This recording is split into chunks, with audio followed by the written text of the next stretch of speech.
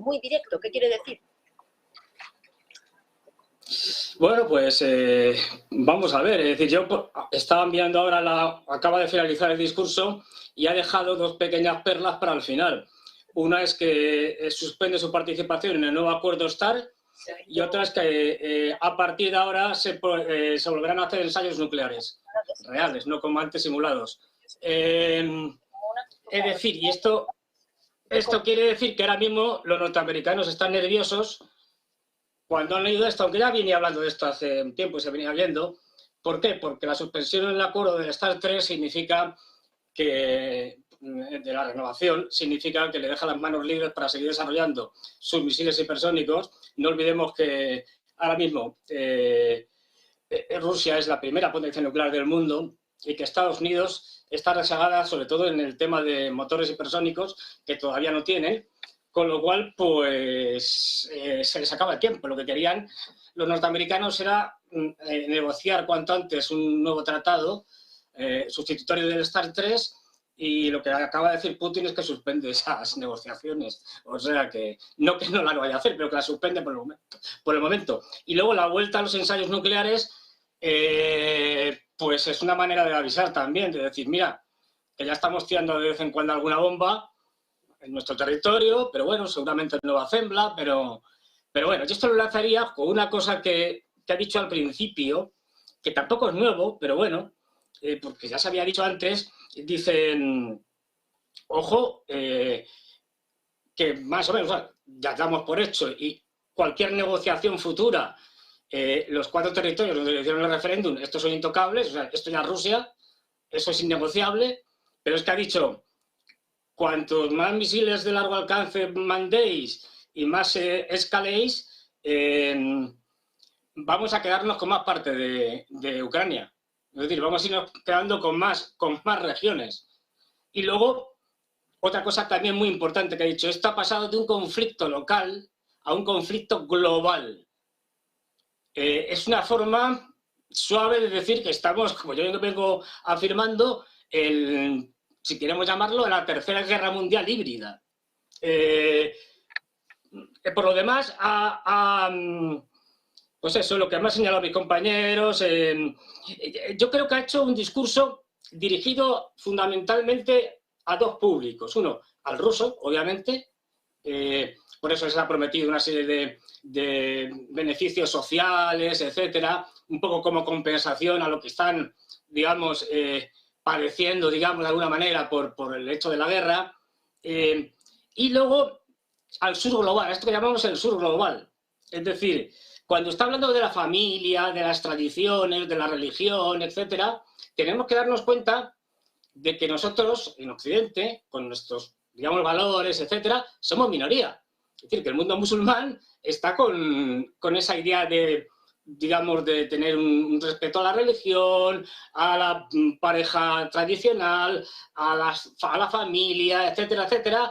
Pasa igual en África, en muchos sentidos también en Latinoamérica. Es decir, se está intentando ganar a eso que llamamos ahora el sur global. Y yo creo que eso es importante. O sea, también ha ido dirigido a ese sur global. Y luego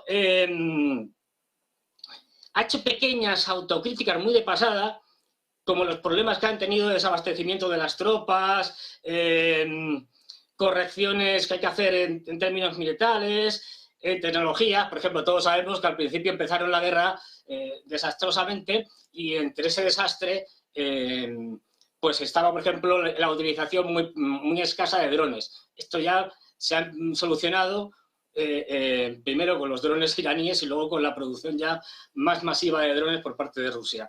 Es decir, ha hecho una cierta autocrítica muy velada, y ha dicho que, ojo, que esto es importante también, que son autosuficientes en armamento, que vamos a seguir produciendo armamento y que no tenemos problemas, que tenemos una industria militar que nos permite hacer una guerra eternamente.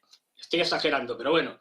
Y yo luego señalaría, ya digo, bueno, el ataque a los oligarcas exteriores, es decir, a los que están fuera, a los que se han ido, diciendo, bueno, con vosotros no contamos, y aquí vamos a seguir permitiendo que haya ciertos elementos, digamos, oligárquicos que se enriquezcan, pero dentro de Rusia, sin sacar capitales fuera, invirtiendo dentro de Rusia.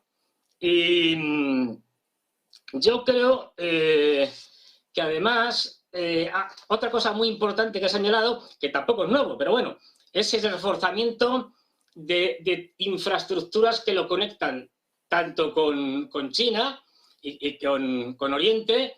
Es decir, ha citado el famoso tren, que se tardará mucho en hacerse, porque en fin, que va de Moscú a Kazán, ya está casi terminado, que jamás es un tren de alta velocidad, por cierto, y que terminará yendo por Irkutsk, Vladivostok y bajando por Mongolia hasta China, seguramente, o directamente de Vladivostok cruzando el Amur.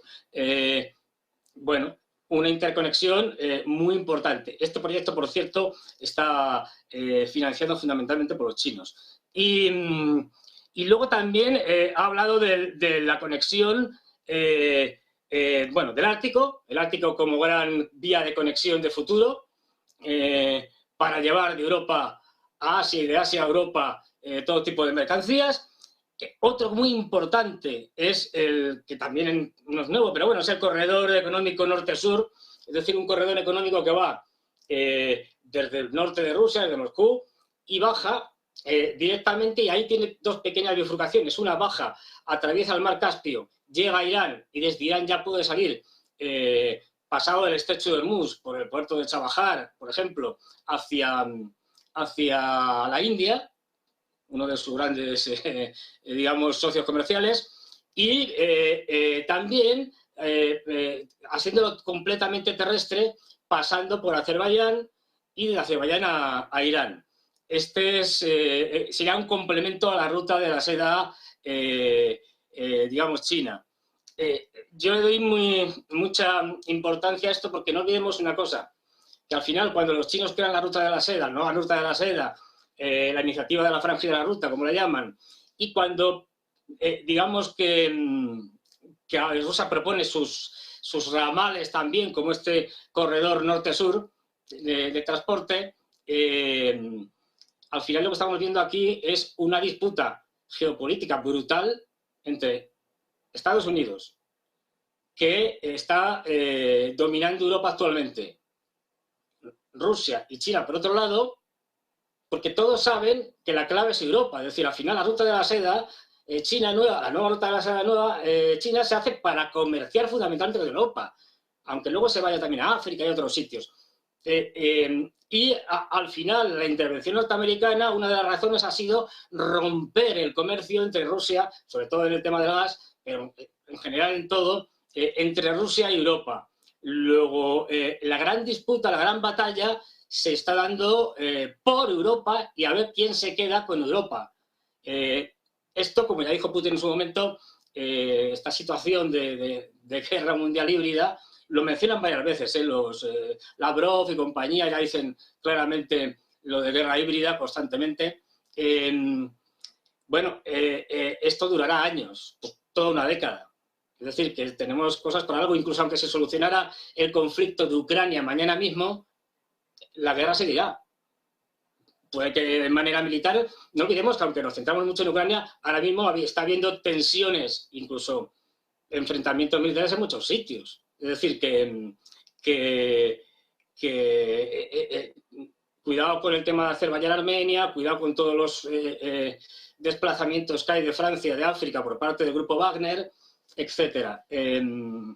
Y bueno, y yo creo que ha sido pues eso, un discurso muy, digamos, institucional, no ha revelado nada nuevo, no ha salido sacando algo, digamos, espectacular. Recordemos que tiene otro discurso mañana en el estadio de Luzinski. Veremos si ahí, en un ambiente más popular, dice algo diferente. Pero lo que sí tenemos que tener en cuenta es que en torno a todo este discurso ha habido toda una serie de reuniones muy importantes que veremos que en algún momento cristalizarán en algo. Con Lukashenko, que puede que se reafirme o se una aún más el Tratado de la Unión entre Bielorrusia y Rusia. también muy importante, al terminar la conferencia de Múnich, Wang Yi ha ido, el jefe de la política exterior del Partido Comunista Chino, digamos, ha ido a hablar con Lavrov y está ahora mismo en Rusia. Y no olvidemos que tenemos el día 24, cuando empezó la guerra, un discurso de Xi Jinping, donde va a ofrecer una propuesta, digamos, de paz. Esto evidentemente está coordinado con los rusos, no me cabe la menor duda. Y yo creo, no lo sé, pero me dice un poco mi instinto que lo que van a hacer los chinos, que últimamente están haciendo manifestaciones y declaraciones muy duras contra Estados Unidos. Ayer acaban de sacar un documento del Ministerio de Exteriores donde pone verde completamente la política de exterior de Estados Unidos, de criminales para arriba, pero algo durísimo. Y yo creo que lo que van a hacer es que la propuesta de Xi Jinping, ya digo, más o menos coordinada con Putin, es una propuesta que va a ser aparentemente aceptable para todos, ecuánime, pero no va a ser así. Porque entre otras cosas incluirá la idea de que no puede existir una seguridad común en perjuicio de un determinado estado concreto, ¿no? Es decir, lo que defienden los rusos. Es decir, que va a hacer una propuesta que va a ser inaceptable para Ucrania y para Estados Unidos, con lo cual van a quedar de malos de la película. Bueno, pues hasta aquí un poco las primeras